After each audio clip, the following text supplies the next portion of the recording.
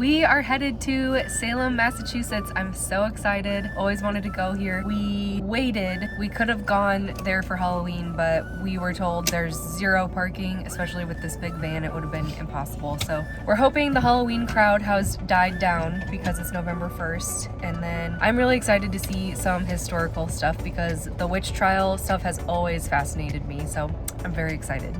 You ready, Andy? Yeah. Hi, I'm Claire. This is my husband Andy and our dog Henry. In July, we started living full-time out of this 2005 Freightliner Sprinter van that Andy had custom made for us. After 5 years of the 9-to-5 grind, we decided we wanted to try something new. So we ventured off on a year-long break to see as much of the United States as possible. Join us in our attempt to visit all 50 states in the next 12 months.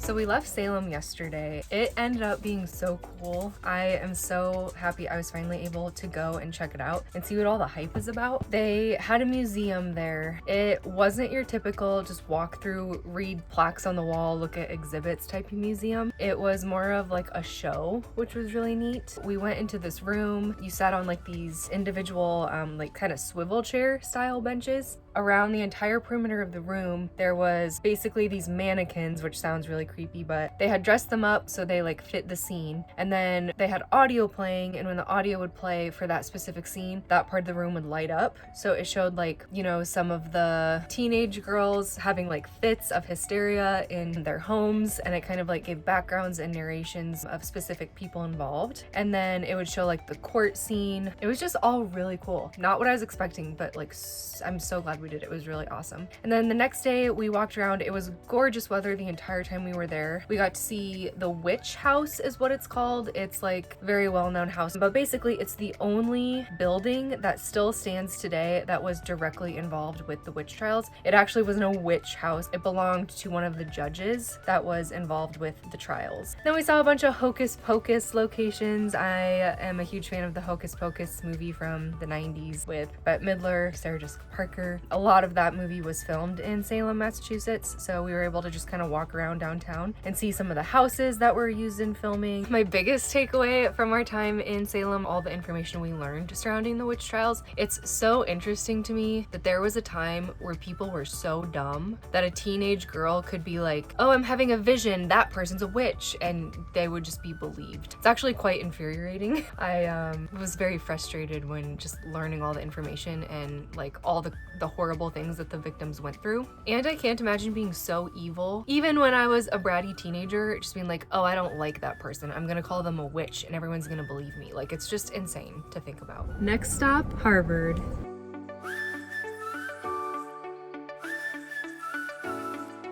The amazing weather from our time in Salem carried over into the next couple of days. We drove through Boston on the way to Harvard's campus. In Boston and in the area surrounding the Harvard campus, traffic was insane. There was bumper-to-bumper cars, and the pedestrians were very trusting that all the vehicles were going to see them and stop for them. So it was a bit stressful trying to get around and to find a place to park. We did finally find a parking meter, so we were able to get out and walk around this iconic campus.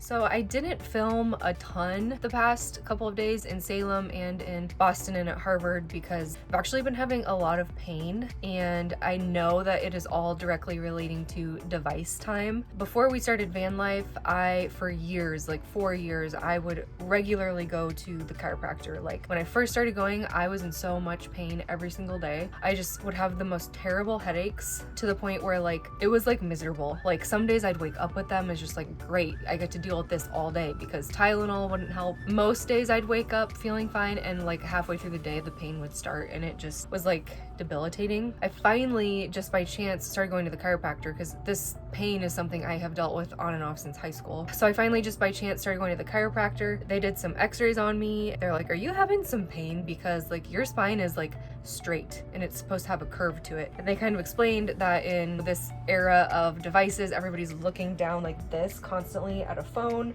I was like, maybe this is the answer. So I started going to a chiropractor in like 2018. I started going multiple times a week and immediately I felt relief. So of course I kept going. And then I went down to once a week for a while, and then eventually I was doing once every other week, so twice a month. And it was just the sweet spot. I was like, yeah, I will never stop doing this because like it just has completely changed my life around. I very rarely got headaches. And so when the time came for us to leave town and do van life, I knew I wasn't gonna be able to go to the chiropractor regularly anymore. I was nervous, but I was like, oh, it'll probably be fine. I haven't had pain in years like I had been before, so it'll be fine. And then lo and behold, 4 months after I quit going to the chiropractor, in recent weeks I have been having really horrendous pain again. It's just this horrible, painful headache to the point where like I don't even want to open my eyes. It's not a migraine because I strongly believe I've never had a migraine. Like it's not the same symptoms of a migraine, but it's just so painful. So it's like the back of my head down into my neck. Sometimes I feel it down into my back, into my spine. And the other day was so bad. Our first day in Salem, I just was in so much pain and I was kind of freaking out a little bit. I was like, are we gonna have to stop traveling and just kind of settle back down again so I can go to a chiropractor regularly and we have the health insurance to cover it and everything? Andy and I were talking and I decided to just kind of try to, in a makeshift way, do all the stretches and the exercises going to the chiropractor taught me. So I've kind of been doing those in my own way. Obviously, I don't have the same equipment that a fancy chiropractor office has, but I've been able to kind of do it in just like my own way. And I did it yesterday.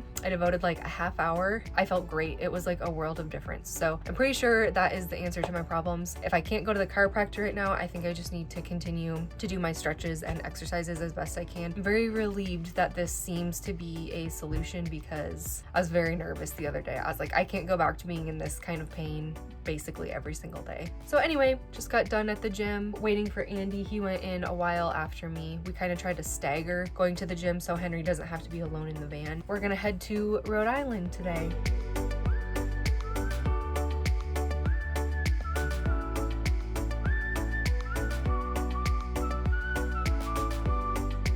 He couldn't get us back in for November. So we won't be covered till December? We're not covered. We have zero insurance until December 1st. It expires at the end of the year like it normally would, and then we have to shop for plans. So we're literally not covered for the month of November. We have no insurance until December.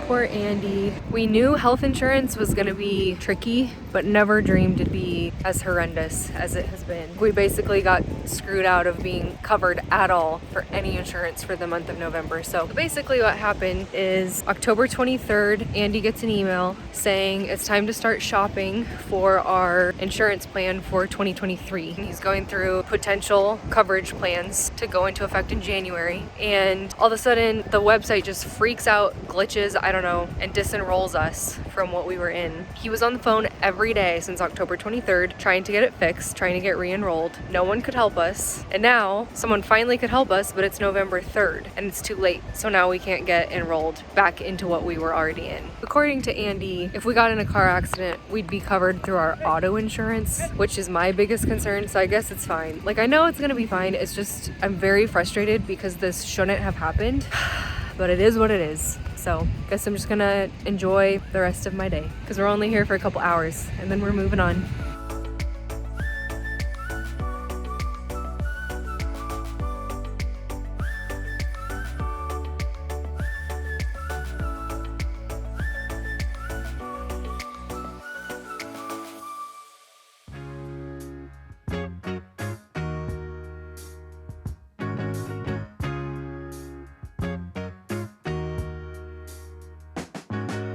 Sorry if this video is coming across really negative. That wasn't my intention when I filmed it, but unfortunately, the reality is that sometimes things don't go as planned, and naturally, you get frustrated. I actually haven't recorded many negative moments of van life because I don't want to bring you down when you watch my videos. But I think I'm going to start including the realities of living in a van a little more often. Andy and I like to say 80% of the time, van life is awesome, but the remaining 20% absolutely sucks.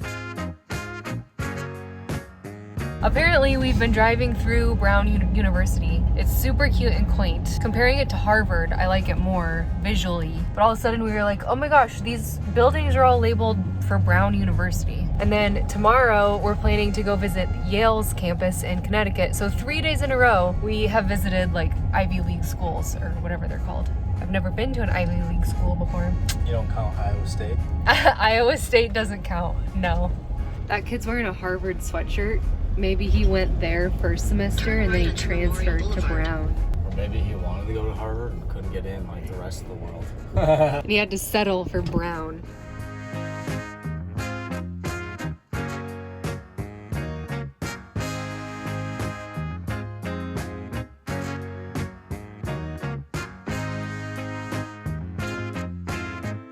We just pulled into Yale University. This school actually holds some significance because Andy's, I believe it is great,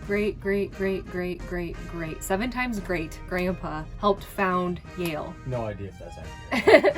Andy's mom would probably know, but that's what I'm just gonna say. It's some type of like very distant relative back when Yale was founded. We're gonna go see this guy's house, which is now the Yale Visitor Center. We're gonna go see the church on campus because this guy is buried under the church of Yale's campus. Andy literally has flesh and blood buried on Yale's campus. It's pretty crazy.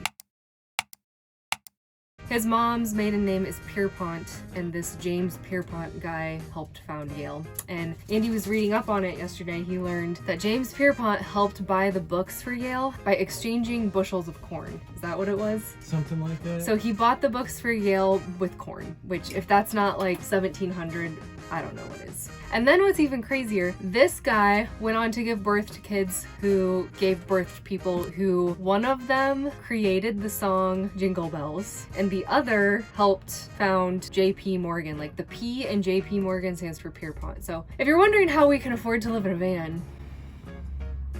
Very funny. Also, I have no Just idea kidding. if that's true. I don't know the family tree. You might want to ask my mom. We're gonna go walk around, check it out. This is our 3rd Ivy League school in 3 days. What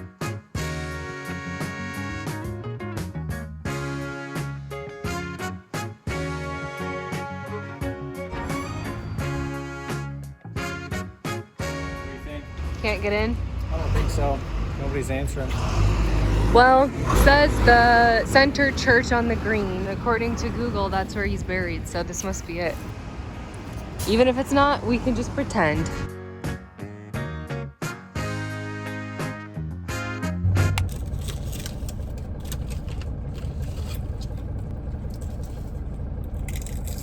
Not bad.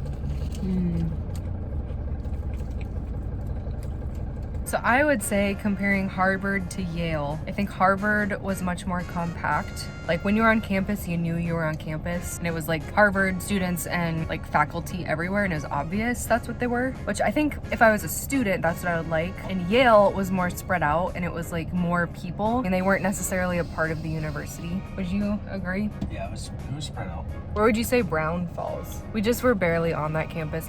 I think Brown was spread out, it just was like smaller overall, so it didn't feel so spread out.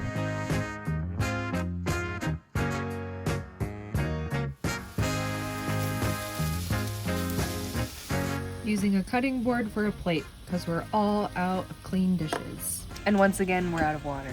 The Rhode Island sticker is so tiny. Scared I'm gonna drop it.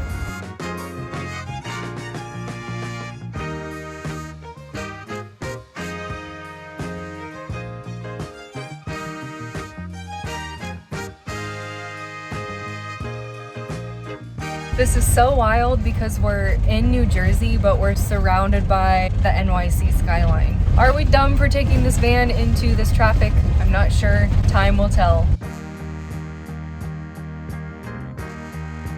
I'm seeing some bodegas.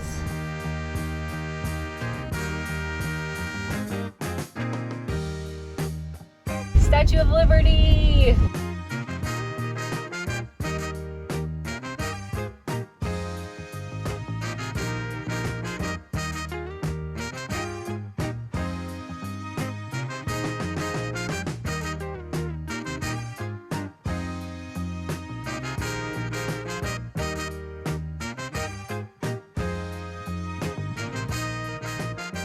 Even though we didn't get to go to New York State at all, feel like we got to go. We're in New Jersey, but we're literally surrounded by all of NYC right now. This is nuts. I don't know how we're gonna get through. We're gonna have to follow this bus. We got a real traffic jam going on here. Welcome to Jersey. How you doing? Stressed? A little bit, yeah. I don't know how we're gonna maneuver our van through all of that, but I don't know how this guy's gonna do it either. If that bus can do it, we can do it. Hopefully he just plows through everybody and we follow him. It's green, baby. This is our time. I don't know. But these Teslas. You're doing it. Yeah, that guy's like, screw all y'all. Okay, I guess this is how you do it, huh? Let's go! Y'all are bat crazy. That bus is trying to get across, and all these cars are not stopping at the light. They're just going in the intersection. At least the guy behind us is letting us in. I don't know what these people expect. This bus. The guy went to the left of him though, as if he's gonna get around him. I don't know how that's gonna work for you. I hope he cuts that Camry off. Is this Tesla shooting the gap? It's red, so stop. I don't know what these people want us to do. Oh! Doing illegal shiznit. That was crazy. So we have shower flip-flops because we shower in public restrooms. Andy would keep his flip-flops in the track of the door because there's like not a whole lot of places to store our shoes. And one of them fell out at one point, so he had to buy some new flip-flops. Walmart only had this pair, and it's supposed to only be shoes for showering, but for some reason they must be a little bit too convenient because he likes to wear them elsewhere, like out in public. They're literally women's slip-on shoes.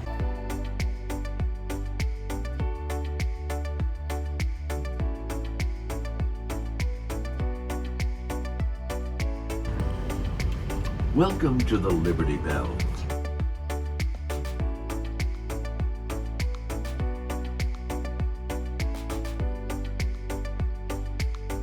It's November 6th today and it's 74 degrees. I'm sweating. If you enjoyed this video, don't forget to hit the like button and subscribe to my channel for future van and travel focused adventures.